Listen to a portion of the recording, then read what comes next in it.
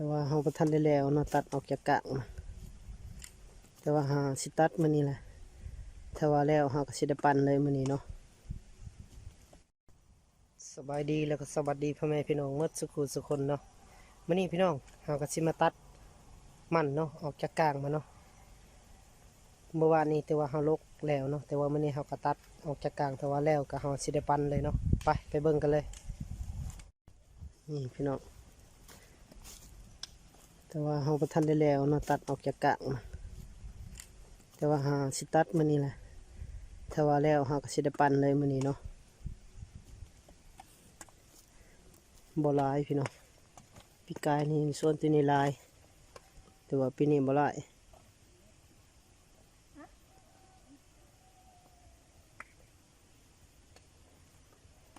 นี่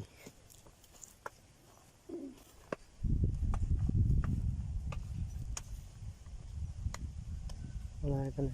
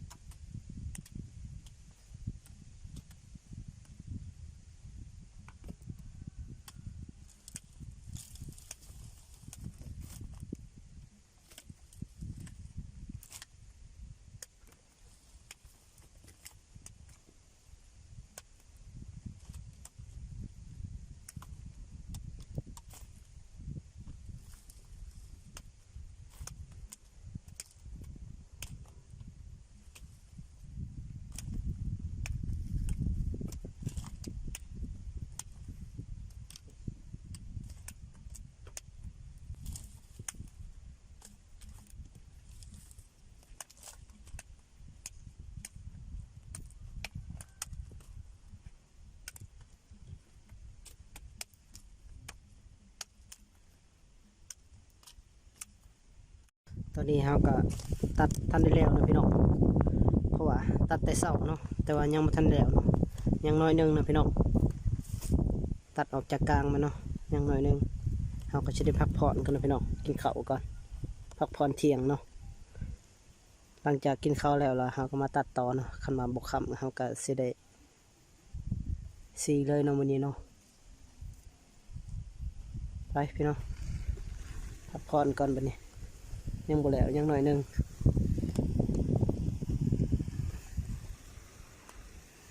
ต่างตัวหักตัดแต่เช้าเพิ่นพี่น้องยังบ่แล้ว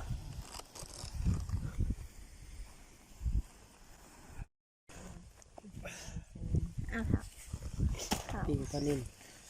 กับปลาดุกพี่น้องพี่น้องกินข้าวเที่ยง กามัดสู้บ่โอ้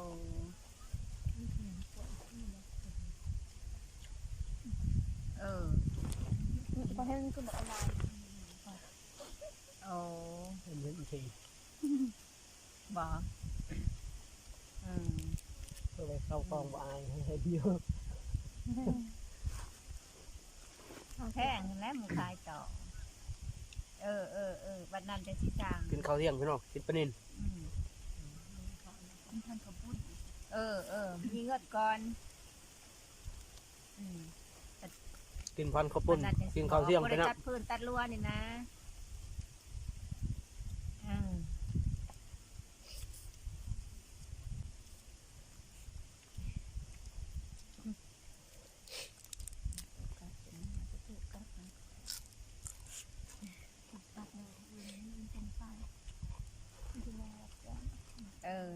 แต่จักสิได้โลเท่าได้สิได้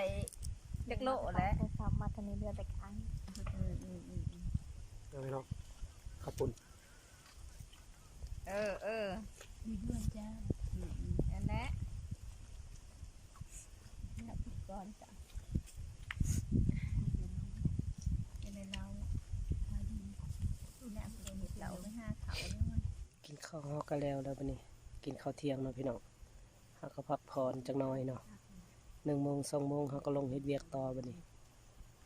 ลงเฮ็ดเวียกต่อพี่น้องมาตัดต่อเองเนาะ